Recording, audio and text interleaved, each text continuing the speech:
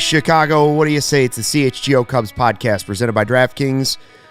Download the app. Use the promo code CHGO when you sign up. Luke Stuckmeyer, Cody Delmendo after the Cardinals beat the Cubs in what was a winnable game at Wrigley Field, and now the Cubs will rely on Justin Steele to try and avoid the sweep against a team that was really, really struggling coming into this series. Yeah. Cody, you got rants? I see that the chat is waiting for rants tonight because they've got a lot of stuff they're angry about before we even got here. I see the Hosmer hate is really starting to heat up. Yeah, I mean... Do you have it in you? Right. You're a little beaten down. You know the diagram where it's like goes from, to pissed off to just like numb. And then you make the circle back around. Right. I'm just at the numb point right now, just based off the circle last 3 fandom, days. Yeah. Yeah, I mean, Listen, the Cubs are off to a great start tonight in terms of the first inning, and it got ruined because Eric Hosmer was batting sixth. And that is the story of this game once again, is Eric Hosmer being in the lineup, Eric Hosmer being in the middle of the lineup. And I don't understand. Dude, Eric Hosmer's had a great major league career, man. Like, he really has. Made a lot of money. Won a World Series. Got some awards. Like, he's a nice dude. Great clubhouse presence. I'm not even saying they should DFA him, honestly, because I think his clubhouse presence is fine. But you can't put the guy sixth in the lineup and expect anything different than what you've already gotten from him. He has not been doing jack shit. To be completely honest, he struggled. He has cost the Cubs so many games because he's been unable to do things in big moments. Hell, he's just not given good professional at-bats at this point in his career. Like, that's just what it is, dude. And you're paying him nothing. You're paying him the league minimum. And again, I don't even care that you're paying him nothing and that in any of that. You can literally leave him on the bench. You can put him on the IL and call it a back injury for the rest of the year. I don't care. If you want to keep him on the roster that bad, fine. But it ain't helping this team win games. And I understand this division stinks. I understand that no one's running away with this. But you're costing the Cubs games, bro. And in this scenario, I'm talking to David Ross. Because why are you putting Eric Hosmer sixth in the lineup? It cost them twice. They could have scored in the first inning. They could have scored more than the one run in the first inning because they had bases jacked, one out. Who's at the plate? Eric Hosmer hits it to a double play. Nobody has faith. There's nobody in the fan base that could have faith right now when he's coming. The first thing when I saw him come up, we said, who could you pinch hit? Yeah. That shouldn't be the thing you want jumping into your mind when your number 6 hitter is coming up with base runners on. That shouldn't be the first thing you're thinking about. We've talked about, is it something about saving face for other free agents? I don't think you can worry about that anymore. I don't. What would he say to somebody like another free agent? You're going to win games. You got to do what you got to do now. If there were promises made, it's tough to keep the promises. Maybe he shouldn't have made the promises. I don't know. I would have rather seen Mancini bat in that one position. I know it's a righty lefty thing. I understand that. Right. I just didn't have any faith that there was going to be a hit. Now, here's the stat. Jordan Bastian had one. We could talk about a lot of specific players and points in the game where the Cubs didn't come through here. Mm-hmm. They're losing close games, which, to be fair, we sort of expected coming into the season. We said, I don't know if this offense is going to be enough. Mm-hmm. Now, sure, you can say Tyone wasn't great. We'll get to Tyone in a second, but Jordan Bastian had the tweet, 7 walks and a hit batter, 8 base runners. Basically free base runners from the Cardinals that they gave the Cubs today. 7 walks and a hit batter. None of them scored. Yep. They gave you 8 free guys on the bases, and you couldn't get them in. Yep. That's why they lost the game. Absolutely. Period. That's it. Because some guys had really good games. Dansby was great. I'm not blaming Javier Assad for this. I'll question whether or not he should have been in. Yeah. But that has to be a first guess, not a second guess. Yeah. Right? Like, and we can talk about that. But as for the offense, it's still lacking. And I know what people are saying. Is Hosmer the answer? Listen, I don't know if I would have wanted Velasquez there. You still didn't have another left-handed bat. You wanted the matchup, but I don't know if I want that matchup. Definitely not Hosmer in that moment with his ground ball rate. It's been tough, and you're hoping Seiya snaps out of it. And I know I've seen some people say Hosmer and Seiya. I'm not sending Seiya to AAA. No. I understand everyone's frustration overall, but Seiya wasn't even that bad tonight. He had 2 walks. Yeah, he struck out. And you want to be mad about the bases low? He hit it 99 miles per hour to the freaking warning track. What are you yelling at him now because he can't control where he's hitting the ball? I don't know. I get the frustration. Yeah, he hasn't been great. I said you got to be patient because he hasn't had a spring training. Coming into today, he had 94 plate appearances. People in the CHGO Cubs Twitter account mentions calling this guy like last year it was at some points last year it was the Fukudome 2.0. Now it's tonight it was Jason Hayward. I just don't. I hear you. I hear you on the frustration, but my thing is that he should be lower in the lineup.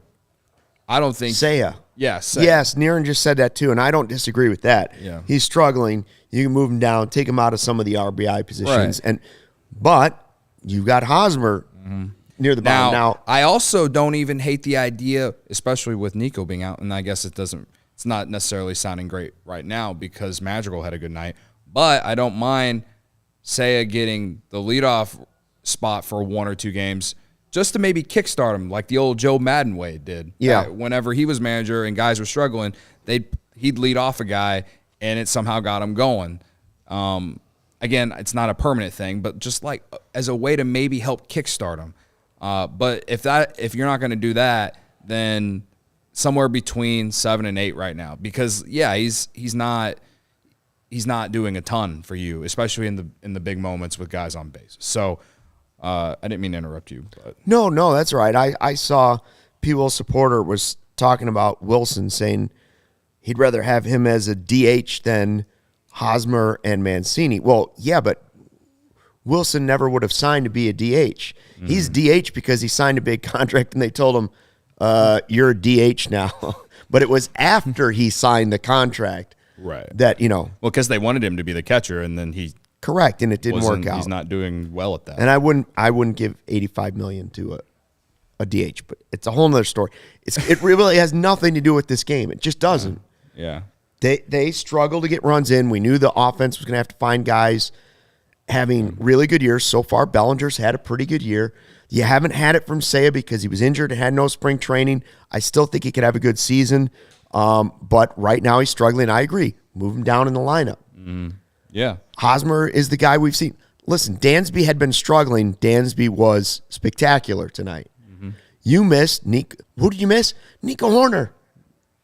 So at least you got good news on Nico that it's a mild strain. It's not as bad as everybody thought.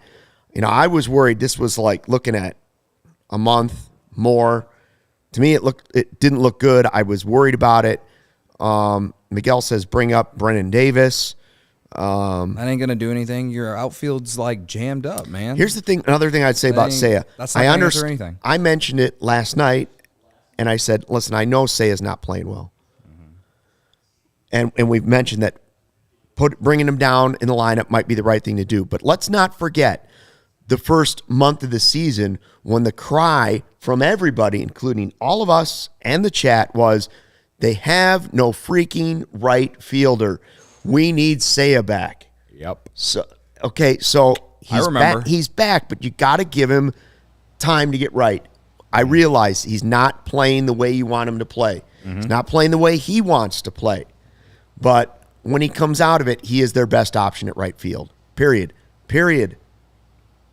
He's a right fielder. Yeah, especially defensively. And yes, and as we've seen, and as you just pointed out with how bad the right field defense was when he was not here. No, you can't just throw Nelson Velasquez there, because even he had some misplays out there whenever he was here. You can't just put Christopher Morel out there because, hell, he's never even played right field at Wrigley Field. And as we saw, he's better on the infield tonight. It's not just someone you can throw there with the way that this team's built, which is built on defense and pitching. And you got to have your best defenders where they are. And I understand Seiya hasn't played like a Gold Glove right fielder, but like at least in the grand scheme, if you want to count last year, but he has the track record of being a very good right fielder. So again, I saw someone said in the chat that 94 plate appearances is a lot. Yeah, I get it. But again, we saw last year he was really hot in April and then slumped. Then he adjusted. 94.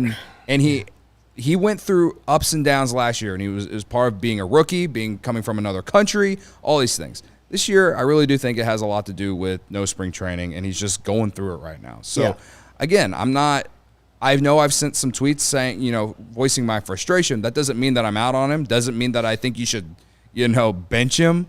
All I'm saying is maybe move him down a little bit in the lineup and see what happens, and give some other guys some opportunities. Morel, home run tonight.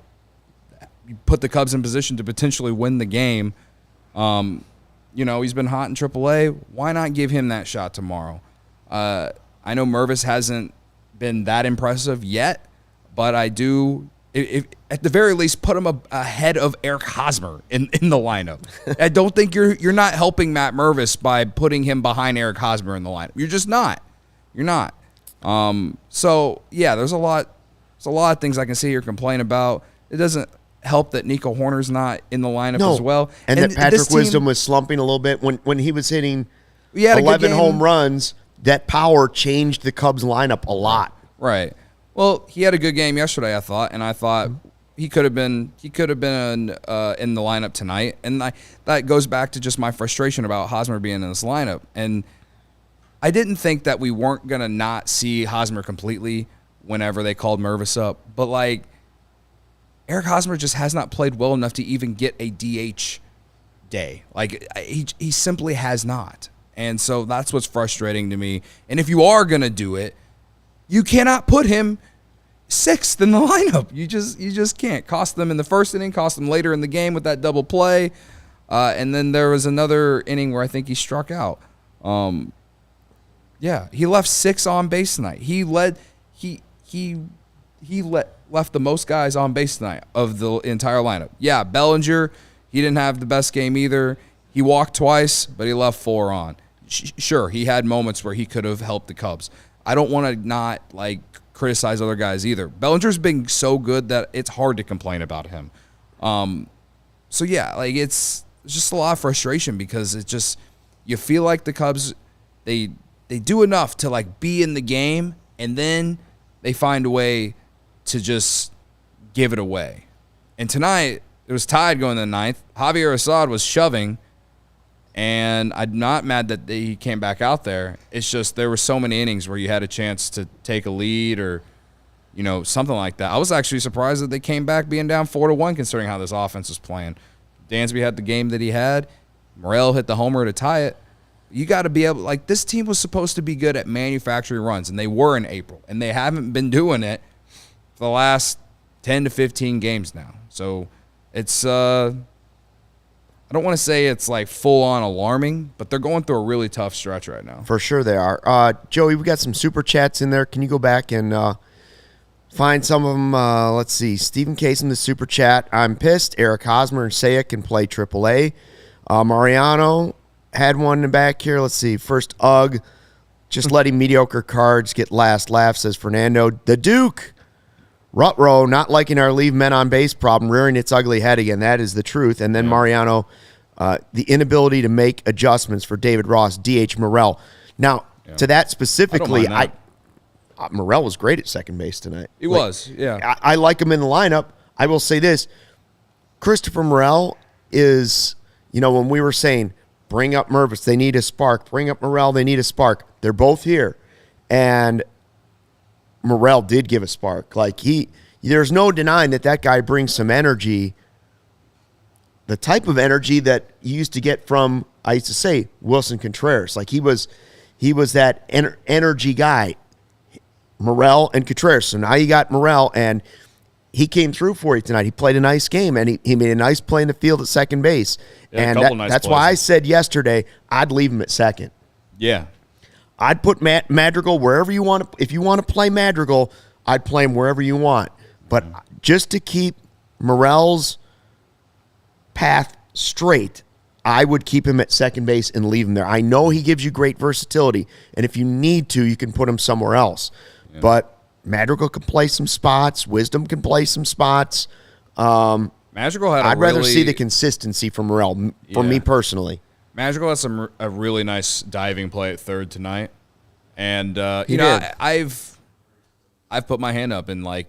He's all right at third. He's been all right at third. I know we all wanted to make fun of bat is make fun of all of it, but yeah, the fact of the type of hitter he is what bothers me the most about Madrigal playing third. But at the same time, given the situation, I don't mind it. And also, they're going to play Wisdom given the certain matchups. Madrigal's not going to play every single day, but if for however long Nico is out, they have to play Morel every single day.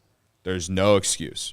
Literally no excuse. If we get to tomorrow afternoon and the lineup comes out and Morel is not in this lineup after what he did tonight, all I can ask is, what are we even doing? So that's my thoughts on that. The chat is declaring a new fan club, by the way. I saw that. Matthew says he's the president of the I Hate Eric Hosmer fan club. Who else wants to join? Here's the deal. And Craig said he is looking for other activities to do while Eric Hosmer is batting. He's going to find some alternate thing that he can do because he's done watching the at-bats. So this is what I would.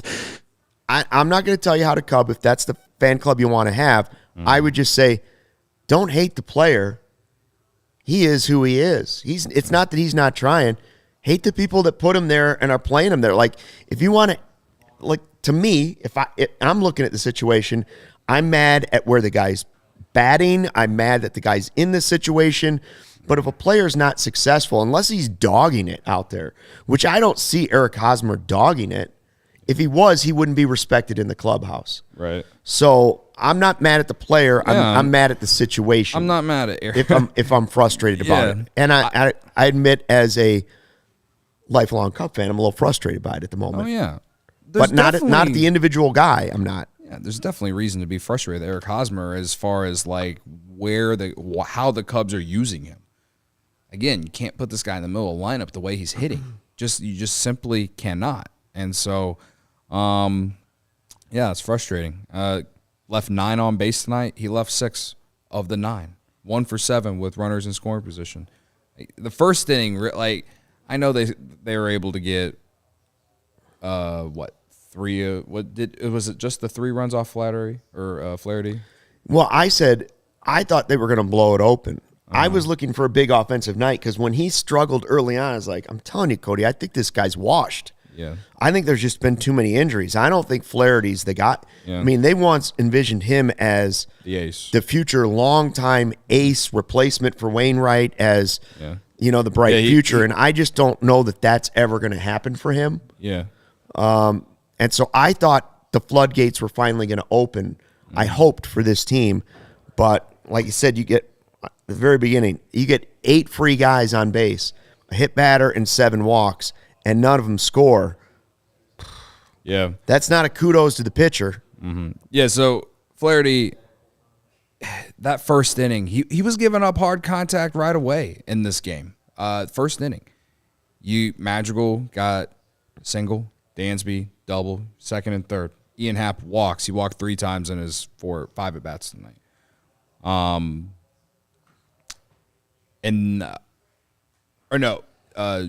Madrigal scored on Dansby's double. I believe that's what happened. And then Ian Happ walked, and I believe Bellinger walked. And then I can't remember the exact scenario. All I know is that with Eric Hosmer coming up with 1 out in the bottom of the first, it completely killed what could have been a blowout early, in my opinion, the way that Flaherty was pitching in that first inning. Yeah. And like that is what's frustrating the most to me in this game, because how the Cubs have mainly won a lot of their games this year, they have scored early and they have scored often, and they've been able to get to starting pitcher. Now lately, when they have won games, they've made these wild comebacks. They've and have kind of blown our minds a little bit. There hasn't been like an easy one there, honestly, outside of maybe Friday's game where they won 4-1. All right, but like that's kind of like a lot of the games that they have won have been of that formula. And I thought that them not doing that in the first inning, that was going to kill the momentum they had, and then it basically did until Swanson came up and hit that 2-run shot to get them back to within 1 run after the Cardinals scored 3 after that. So it's just frustrating when they miss out on those huge opportunities when the starting pitcher on the other team isn't necessarily locked in right away or walks 5 guys. Are you kidding me? You give 3 runs off him, he walks 5 guys. It's frustrating. And their bullpen, which I've given some credit, I gave a lot of credit to last night, wasn't that good.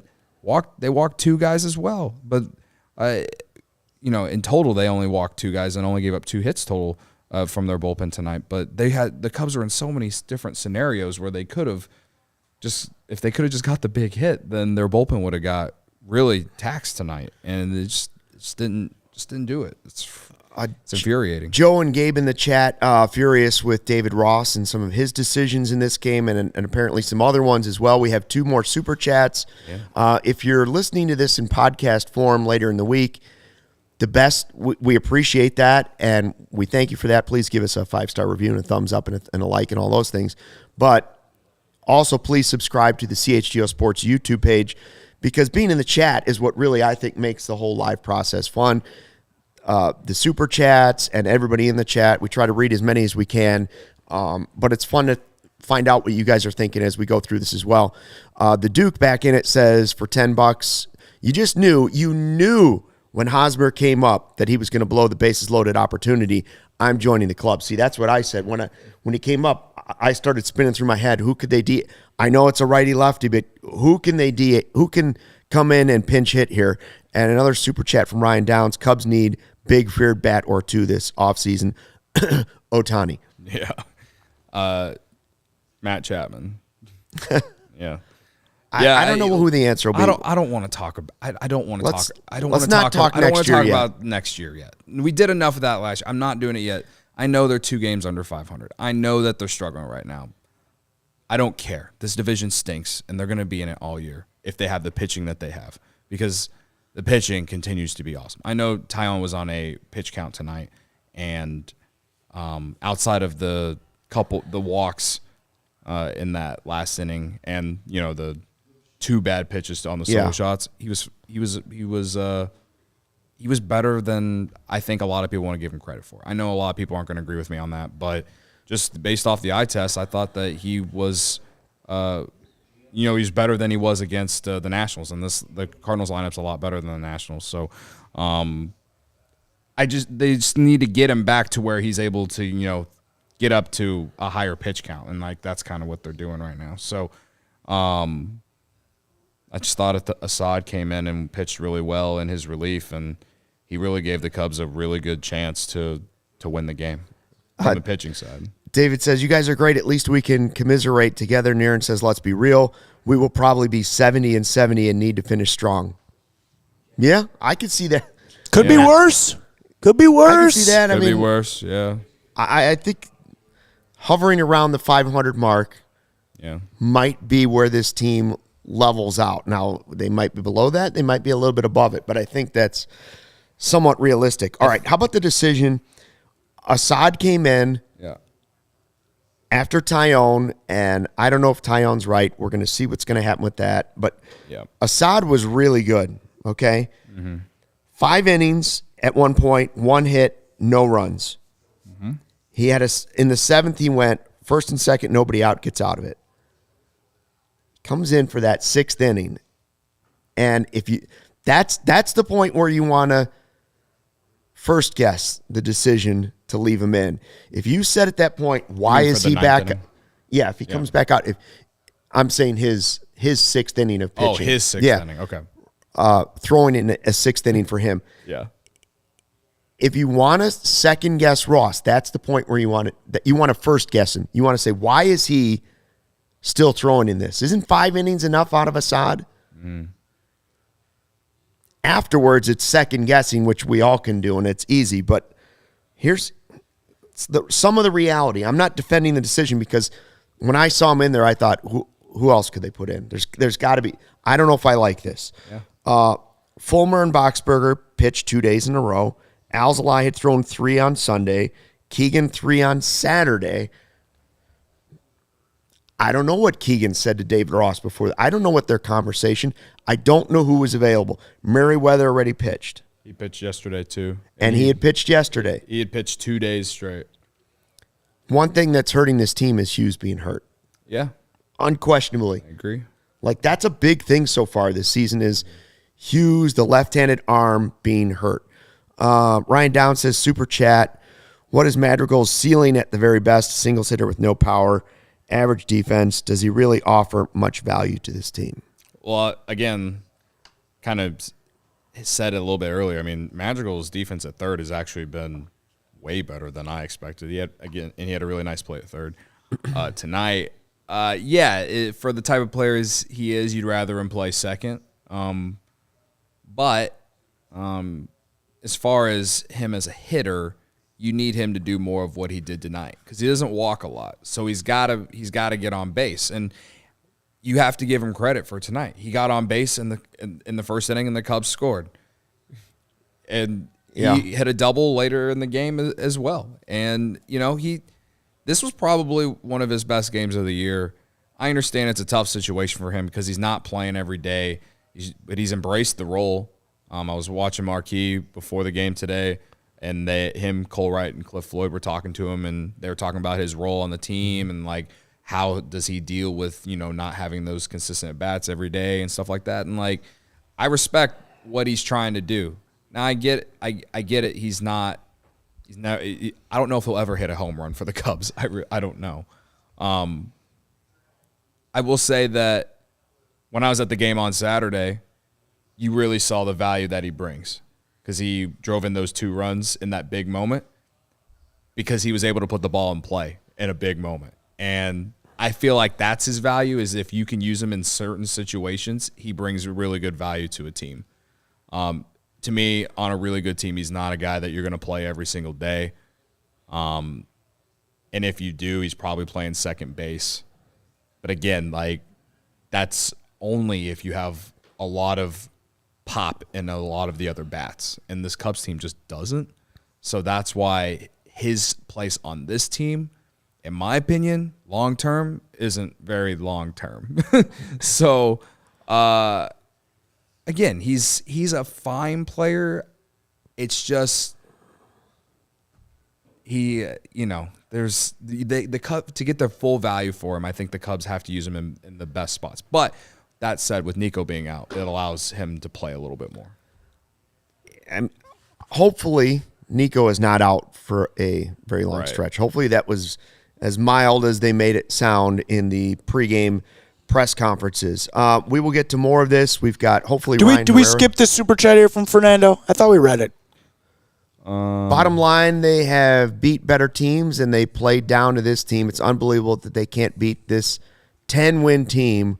What is Ross thinking? 13-win team now. Also, happy early birthday to Becky as well. All right. Shout out to Becky. Happy birthday, Becky. Yeah, tough series so far, Fernando. I hear you, bro.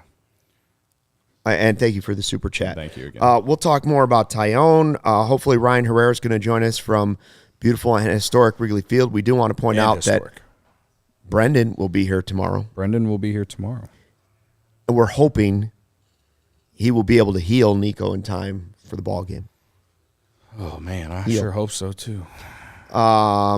Anyways, we'll get to some more of that. We'll talk about Kyle Hendricks. We'll talk more about the game, but I do want to tell you about Goose Island, the official beer of CHGO. Chicago's beer since 1988. Their beer roster, the Goose IPA, a 6-time medal winner. Tropical Beer Hug, one of Cody's favorites, dry hopped Imperial IPA, 9.9 alcohol that's dangerously easy to drink. The 312 Wheat Ale, oh, we like them so much in a beer bat to chug it down. Maybe tomorrow. Maybe Brendan will bring some good luck with him. Maybe Brendan will do a beer chug. If Brendan does a beer chug with me tomorrow, that could change the whole season around. I think that could turn everything around. It turns it all around, man. Grab Ultra Fresh, brewery exclusive beers at the Goose Island Original Brew House on Clybourne Avenue in Lincoln Park, or from their tap room on Fulton Street in Westtown. Goose Island Beer Company, Chicago's beer. And guys, take a look at our set here. You see this? Clark the Cub? Right there. Folks at FOCO. Get fitted out with the best sports gear around. Hoodies, shoes, signs, bobbleheads, everything in between. Spring and baseball time are here. Aloha shirts, straw hats, polos, bags, everything you need for a game. Our set decorations have really spiced up quite a bit. By the way, that's also the Die Hard box. That's also sweet, but it's for another time. We appreciate all the fun stuff they've sent, including the Wesneski bobbleheads, probably my favorite thing that they have sent us. Yes. Check out FOCO.com. Click the link in the description below. For all non-presale items, use the promo code CHGO for 10% off. You can go to a lot of places to get this type of stuff. Just merch for any team in baseball. But if you want Cubs-specific stuff, you're not going to find Clark the Cub. You're not going to find the Wesneski bobblehead yet. Who was it they had last year again? Matt Schwarmer. Matt Schwarmer. Schwarm Dog, as you called him. Swarm Dog. I honestly wish I would have got it just as a collector's item. I wish we had it now, too. Now I'm disappointed. In fact, we might have to check with them and say, like, you got one still have that? Because I have one hanging around. Did anyone buy one? Like, yeah. I feel like we could auction it off for, like, a good tweet or something. Yeah, right. Anyway, you were talking about Hughes before we read this. I think the Hughes injury has been a big injury. I feel bad for him, first of all, because he's worked so hard to get here. Right. And now his knee is bugging him, and he's trying to do anything he can to get the knee right so he doesn't feel pain. But obviously, a knee is a big thing to a hitter, but it's critical for a pitcher too. For sure. So I hope he can get right. It's big. I think Kyle Hendricks is on the right path. We've seen that tonight in Iowa. Yep. He had said before the results weren't there, but he felt good and he was doing the right things. It's the best he'd felt in a while. And tonight in Iowa, 5 shutout innings, 2 hits, 4 strikeouts, no walks. Yeah. Great sign. Encouraging stuff. Just like the other 2 starts, I'm not going to use those numbers to make me really feel any different, but it is encouraging to see that, he was able to shut down some AAA batters tonight. So I still don't know how they're going to incorporate him and Wesneski both on this roster. But that's a conversation we can have later. I was also happy to see Cody Hoyer, struck out 2 in his 2/3 of an inning. I don't know how many innings they're going to want him to get there in Iowa, but we're talking about the bullpen right now and how it's taxed and stuff. Obviously, the guy's coming off Tommy John. He ain't going to come here. He's not going to be the closer right away, guys. I don't think we're going to see Hoyer until, like, maybe the end of the month. Like, maybe. Right. I'd lean sometime in June just because, like, he's got to get some innings in. No spring training, didn't pitch all last year. I mean, that's just how I look at it. But he is coming, and he'll be coming soon. So that's good. But, yeah, they really do miss Brandon Hughes right now. And with him on the IL, you'd think that they would roster the right bench players. That way we didn't have to see Eric Hosmer every day. But that's also another story we can have later if you want. Shane's talking about the 60 days with Hoyer, so it's at least the end of the month. But okay. Thank you, Shane. I did not look that up, but I just wanted to talk about Hoyer. Don't go, Shane. He was clocked hitting 99 in his first appearance over the weekend, so it was exciting. Like to see that. Yeah. So, I mean, as much pitching depth as the Cubs have, it's a good thing they have it because they've had some problems so far. Hendricks has been slow to get to the point where he's going. We didn't get the starts out of Caleb Killian that really could have helped the organization because we thought we had Sampson, right? Like, and now he's had surgery on his knee. So some of that depth.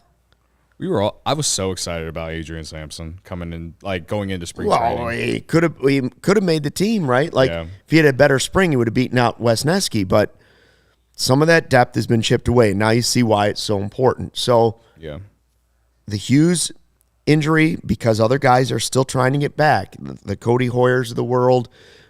We had Assad go down for a little bit. Now Assad's come back. So that's helping. But the Hughes injury is hurt. Hendricks not being here right away. I know people say don't put any faith in Hendricks. He's another arm that I know you can count on him at least going out and pitching a smart game. We don't know what we're going to get. We don't know. But, yeah, Sampson was not doing good in Iowa. He's also got a knee injury. So he's just had, I believe, a knee scope the last couple of days, or Friday I think it was. So he's out for a little while. Trying to think of who else they were trying to bring up. But, I mean, it's not like there's people knocking on the door. Now that Mervis and Morel are here, would I like to see Ben Brown get a chance at some point? I mean, yeah, the guy's pitching great, but like I don't want to risk rushing guy. I know this sounds too cautious, but I also don't want to risk rushing guys too early if this team isn't really going to contend for a playoff spot. Yeah. I mean, I'm not there yet, but I'm just saying this stretch that's been tough is as equally tough as some of the brightest spots were bright. Yeah. They might be somewhere right in between there. Right? Yeah. It's a long season, but right now. As far as Ben Brown, I mean, they're using him as a starter down there in Iowa and in Tennessee before he got promoted. So I doubt he comes up to do a bullpen role. I would be surprised, but I guess if they absolutely needed someone, they would. But I think, we've talked a lot about Cam Sanders. We've talked about Nick Birdie some. There's some guys. The thing is the Cubs bullpen's been really good. I don't. Agreed. Again, I don't. They just don't have a lot of lefties. Yeah, that's true. But no, I agree. I just I don't know who you replace. Even Merriweather has been a lot better than his first couple appearances at the beginning of the year. Every once in a while, you see Merriweather in go big moments. They used him in a big moment. They were down. Tyone walked those guys in, and then he came in. I know he walked in one of Tyone's batters. It was a tough situation for him to come in, but he's been pretty good overall since the first couple weeks. So, I don't know how anyone can complain about the bullpen. I really don't, especially during this stretch because their bullpen's been the reason they've been in games on top of the starting pitching. That's the facts. That's why losing one run games, a lot of them, the bullpen's keeping them in games. So, Collada doesn't want to talk playoffs. He's got a lot of wee stinks for us. Collada didn't want to talk playoffs on opening day, bro. He did give us the I'll give you guys today. You guys can be excited about the season today. Garrett says, my poor son Cody looks malnourished. He needs a Goose Island 420. I think he means 312. Badly. Cubs, please give us a win. He needs it. Tomorrow. Malnourished. Tomorrow. The chat's concerned. Brendan and Cody. Co-chug. I'm not done with the team yet. The pitching has just been too good for me to think that this team isn't going to figure it out with the offense eventually. In my opinion, it does start with how they're putting the lineup together, and that's on David Ross. He's got to I've been a defender, but putting Eric Hosmer sixth, dude, that just ain't gonna get it done. It ain't gonna get it done. So Barb's asking, would they send a bad message to other potential free agents by letting Hosmer go soon?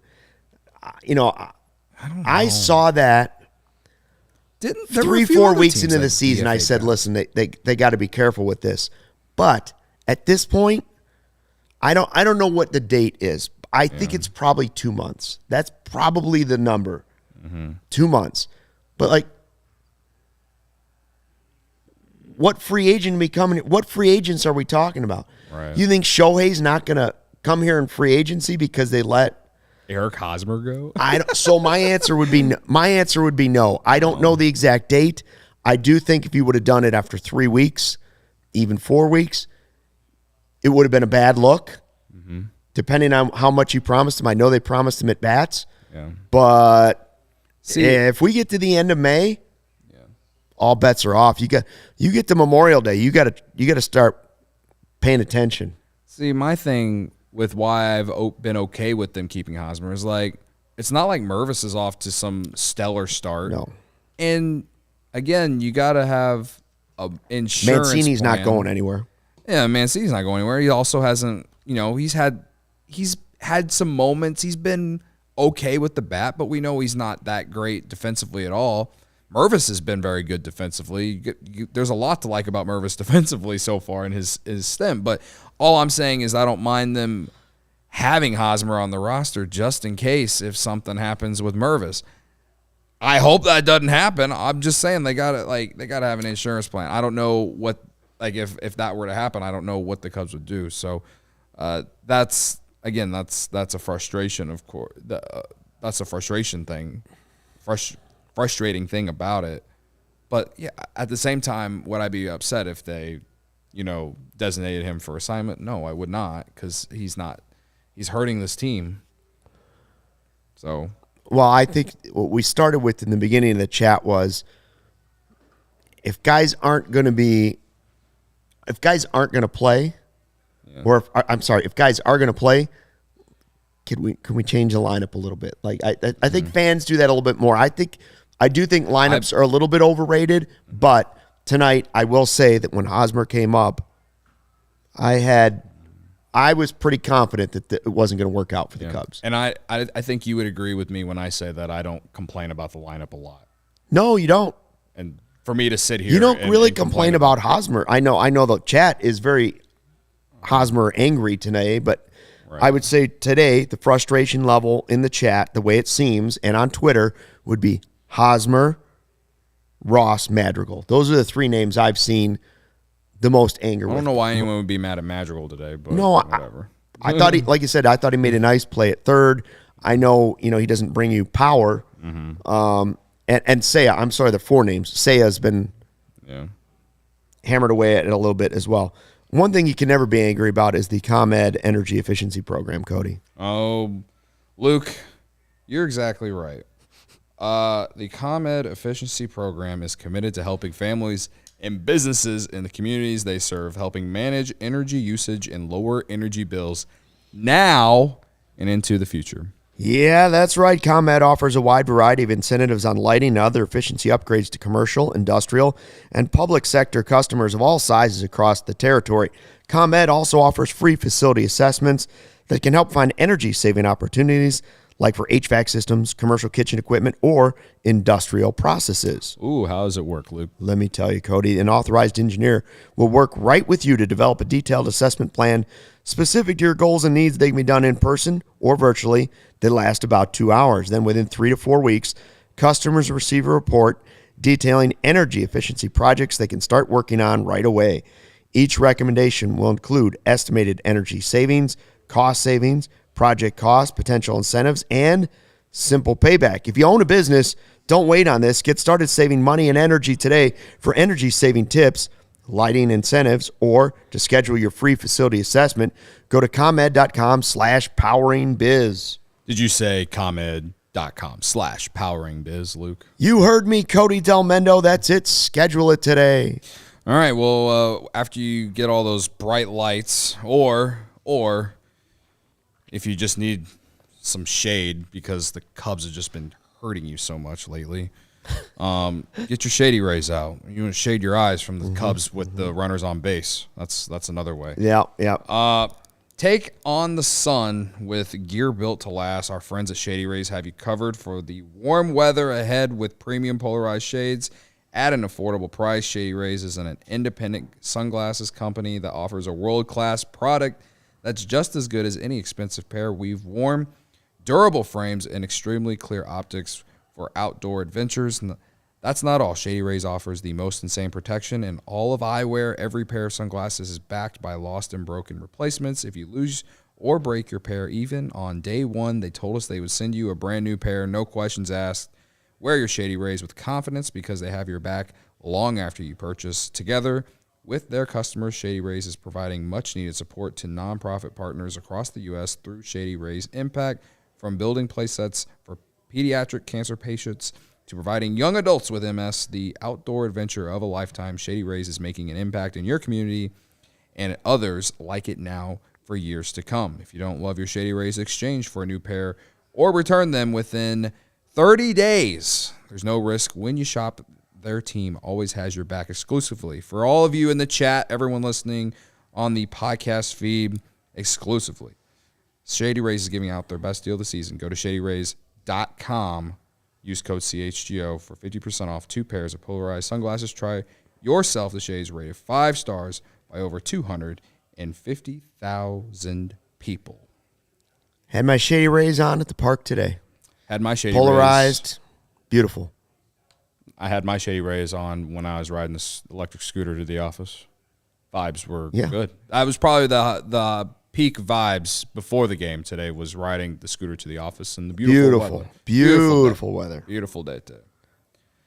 Then I turned on the marquee pregame, and they were dressed like it was wintertime. I didn't know what was going on. Stuck was literally sitting on the couch, and he's like, what is Cole Wright and Cliff Floyd wearing? It's Wrigley not that Field, cold. Well, Wrigley Field in the shade gets cold, but they had winter hats on. Yeah, they were acting like it was like... They had winter stocking caps on like it was going to snow. They were acting like it was like 35 degrees out there. Come on, fellas. Got some thin blood. Maybe I'll tweet at him and I'll ask Cole. I'll be like, hey, you guys got thin blood because y'all look like you were bundled up. Maybe they were out there. Well, they might be on blood thinners like me, you know. Maybe they got a little baby aspirin in there. Maybe. So tomorrow, the way they can stop this sweep to the Cardinals would be Justin Steele and his 1.45 National League leading ERA. Yeah. Please, hey, we've talked about whether or not is Steele an ace now, because Stroman's been, 7 out of 8 quality starts. Stroman's been great too. Really, they've been a spectacular 1-2 punch. That's one of the great positives we've seen so far this season. Mm-hmm. But when you talk about an ace, one thing you want out of your ace is a guy that stops those streaks. When he comes up, you're like, man, at least we got him going tomorrow. Yeah, I mean, and so that's what they've got going tomorrow. If there's anything to feel good about after this game is that Justin Steele goes tomorrow for the Cubs, and yeah, he's been unreal. It's been awesome. You see the video he tweeted today? Yes, a bunch of his strikeouts and stuff. I did see it. Someone made it for him, obviously, but if he did make it himself, then he's really good video editing too. Maybe we should hire him at CHGO. Not that we need it, but we could always use more. Yeah, no, the guy is locked in right now. He's playing with a lot of confidence, and him tweeting that video today basically showed that that's how he feels. So I'm excited to see him pitch tomorrow at beautiful historic Wrigley Field. They need it, man. You can't ask much more out of what these stars are giving the Cubs right now, but you need them to do it again. Niren says he's got this shirt. Thanks, Niren, for the support. We appreciate it. By the way, the CHGO locker, ALLCITY.com. Check it out. We got new merch in there. A couple new shirts for this season. Beautiful and historic. And we also have the CHGO Ivy, which I found out is on its way to my house. Ooh. Also, I think and Ivy. You might have an hour and a half left. You can still get the Blackhawks shirts on sale right now. Really? Yeah. $23? $23. $23. Wow. Yeah. Just because they won the lottery. But hey. Can Bedard hit? If you're a diehard and you go on to the CHGO locker, you get it even cheaper than. Look at that, the classic on the left, the retro second to the left, and then the Captain Sirius paying homage to number 19, and the Legend 81 as well. Some cool Blackhawk shirts, honestly. I would say of those four, my two favorite are the ones on the left. Yeah, Classic and the retro. Yeah, I like them all, but I'm just saying the Bedard ones are going to be great. for sure. I agree. All right, so are you worried at all about Tyone? Here's what I think about Tyone. Cubs fans haven't seen him pitch well in a long time. He had some moments in spring training.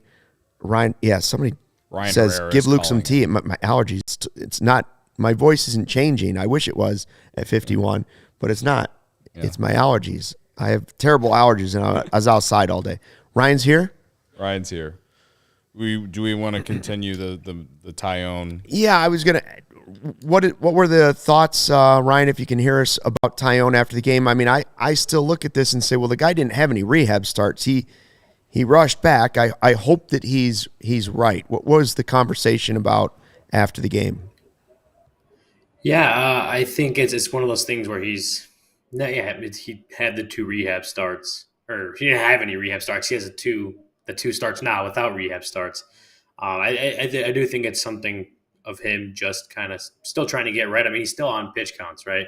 And he, of course, wished those pitch count led to a longer outing today, because that puts the bullpen in a bind. And I got been getting the messages on Twitter like, why was Assad still in the 9th inning? Well, you know what? He's a starter who's pitching out. He's just a starter who's pitching out of the bullpen. He had 50 pitches going, or 49 pitches going into that inning. He was mowing them down.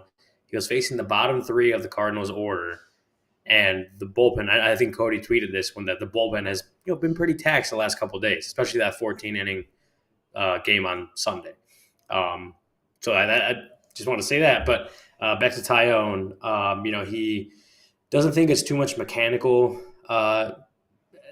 as much as he's still trying to get right. Like I think the injury kind of came when he had a start or two where he looked like he was starting to kind of figure it out, and then the injury came, and now he's kind of back to square one. So I do think it's kind of what he talked about.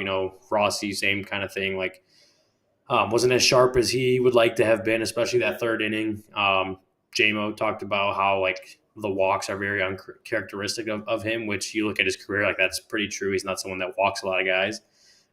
So I do think it's not something to panic about right now. 2 outings from, I think it was a groin strain off the top of my head. I believe that was the injury, but yeah, I don't know what the pitch count, if there's going to be one, is next time around. But the goal is obviously to pitch well enough that even if there is a pitch count, to get longer into games, deeper into games, and avoid having to go to your bullpen in the 3rd inning. Because that, fortunately for the Cubs, Assad was amazing for 5 of them, and you didn't need to go to a bunch of other guys who have pitched already a couple times the last few days. So, that's where it is with Tyone, is just figuring out, first of all, how to get to deeper into games, get through some of these, or find a little bit more of the command that's usually one of his calling cards, and just getting those fixes. I think giving him more time getting away from that IL stint you'll start to see that a little bit more. Obviously, Morel brought some energy and excitement with his home run. That's one thing, but I tell you, maybe the best thing you could see as a Cubs fan in this game, Dansby Swanson was cracking the baseball. I mean, home run, double, hitting the ball. Like, to see Dansby swinging the bat like that, especially with Nico out, certainly is a good sign. Right, Ryan? I mean, like, that was the best thing about the offense was Dansby Swanson. Yeah, Dansby's day was great, and for someone that was getting on base at a very high clip and was, getting base hits, and his numbers were fine. It was like the slug or the isolated power that he wasn't really slugging the ball, so to speak. The power hadn't really shown up for most of that first month of the year. He hits a home run. He hits 2 doubles. One that I don't remember exactly what that first double was. I think it went into the corner, but that second double was like over the left fielder's head. Like, he smoked it. It just obviously wasn't far enough for a home run. You're starting to see the power come out a little bit more. And his first 2 home runs at Wrigley Field as a Cub have both gone in the basket. So it's not like those home runs have been absolutely smoked. but you're starting to see a little bit more power coming out of Dansby, which, yeah, compared to that first month, like that was maybe the one thing that was kind of lacking in his game, was just the power wasn't there. You're starting to see it a little bit more. So, yeah, that's obviously, like, today was a very good game for Dansby and a very good sign for, if the weather starts to warm up a little bit more, you might start to see that power show up a little more often. Go ahead.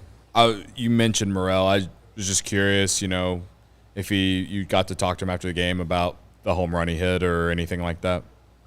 We didn't get to talk to him after the game. We did talk to, of course, Ross and Swanson. And, Swanson in particular was another guy who he's not obviously as familiar with Morel as some of his teammates who were around last year, right? Like, he was around him in spring, but this is, Morel just got called back up. But he talked about, how Morel plays with, like, he's just this looseness that is not, Dansby's like, it's not in my DNA, but I wish it was. Like, just these kind of innate, like, you talk about the vibes. He has the vibes. He has just the personality that always shines through, and especially on that home run, straight center field, first game officially playing since he got recalled, to hit that home run, and his celebration around the base pass, like that's Christopher Morel. And whether you're Dansby Swanson, who's playing with him realistically for the first time, or a guy who was around last May when he debuted, like, everyone knows what Christopher Morel can bring to that clubhouse, but the lineup and in the field, and it's vibes, right? Vibes. This is the best way to describe it. All right. So what's the deal with Nico Hoerner? What exactly did they say? I know there were some people tweeting like, "Hey, he wasn't going to pinch hit for Hosmer." No. Okay, yeah. So let's forget that. But it does sound like it's a better scenario after a day than maybe we feared. Yeah, Nico, of course, was pulled yesterday. I want to say in the 5th inning with left hamstring tightness. Got imaging done this morning, and Rossi and him both talked about how, like, yesterday when it happened, they didn't think it was like anything serious. Like, it was more of like, yes, it was serious enough that they felt he should come out of the game, but it wasn't serious where they were like immediately, oh man, like, it's going to be IL stint, Nico, on the shelf for 10, whatever it was. That wasn't the case. I don't think they thought that from the beginning. Now, talked to Nico today and Rossi, both described it. I think the term they used was mild strain. Rossi, actually, I think he said very mild. So nothing too worrisome for them right now. The idea is, he wasn't going to be available, but David Ross isn't going to say Nico's not available, right? He's not going to let the Cardinals know he's down a man on the roster. His bench is short a player. But for now, I think the idea is that he'll just continue to get treatment, continue to see how he progresses the next couple of days. I think they have till as late as Friday, I want to say, to backdate it to like today, which is as far back as that would mean he's really only missing the minimum 10 days. I think they can for sure wait until then, even if they're playing down a man. Like, from what they've said, the severity doesn't make it seem like an IL stint is necessary. And Nico himself said that that's not the current plan. Things might change, but I think maybe a good idea of, like, if it's, where he's able to play in the next few days, like, you give him the tomorrow off too, you got that off day. And then maybe Friday is sometime where if he's ready to come back, he could play. I don't know how long these injuries linger, but from what they've talked about, like, if he's not going to go on the IL by Friday, like, that may be a sign like he's ready to play over the weekend or around that time. Okay. Well, Steele on the mound tomorrow. You want to get to the who you got? Cody and I tried to figure it all out. Here's where we're at. Going into this game, I was 10-22, Ryan 9-24, Corey 8-24, Cody 8-26, Kevin 0-1, Sarah 1-0, Joey 0-2. Did not place a vote today. Joey? I was withholding. because I wanted to give other people a chance to pick Amaya, pick Hosmer if they wanted. There we go. I took Amaya, actually. Yep, so. exactly. I have I think I have a pretty easy win with Morel tonight.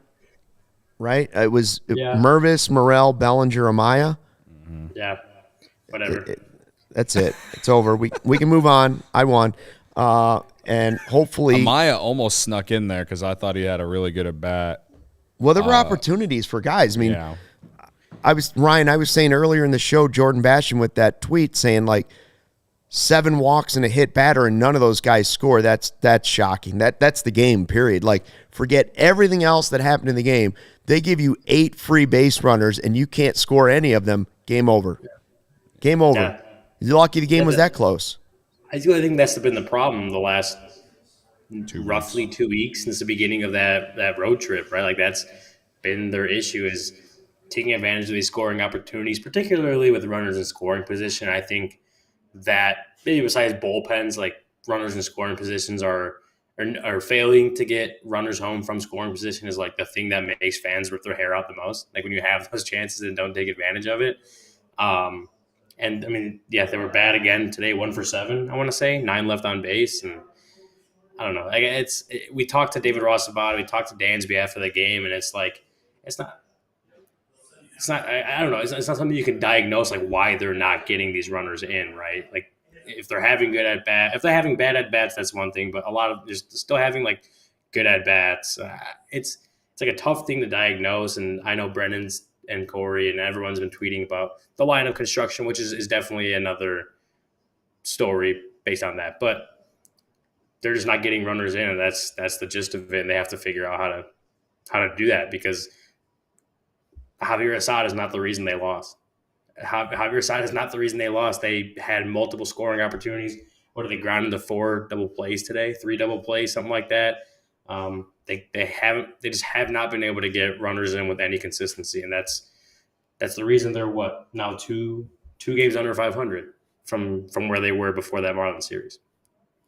Been a tough stretch. Hopefully, the arrival of the pitch doctor. We need it. Please bring some good energy. I had one more thing. Yeah. It is day 2 of Wilson Contreras back at beautiful historic Wrigley Field. What was the crowd reaction like tonight compared to last night? That definitely wasn't.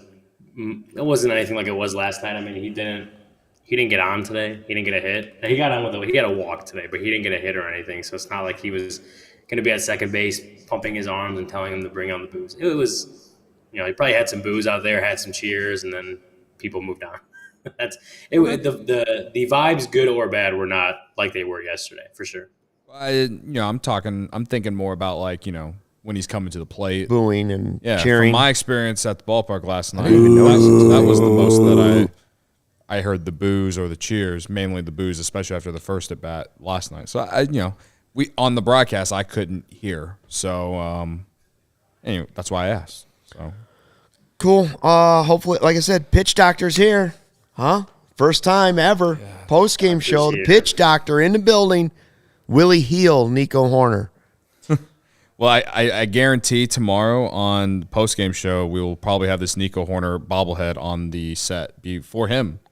Hell, he might hold it. You mean the Brendan bobblehead? The Brendan bobblehead. Perhaps. Looks exactly like it. It does look a little bit like it. And of course, Ryan will be running security in case Brendan tries to get near Nico Horner at beautiful historic Wrigley Field, Absolutely. which is important. Absolutely. Thanks just tie him down to one of the chairs there. Just make sure he doesn't leave the office.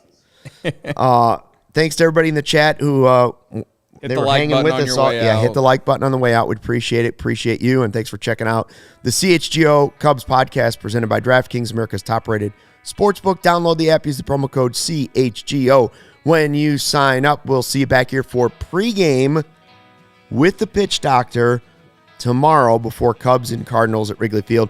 Pre and post tomorrow. Hope you can join us. We'll see you then.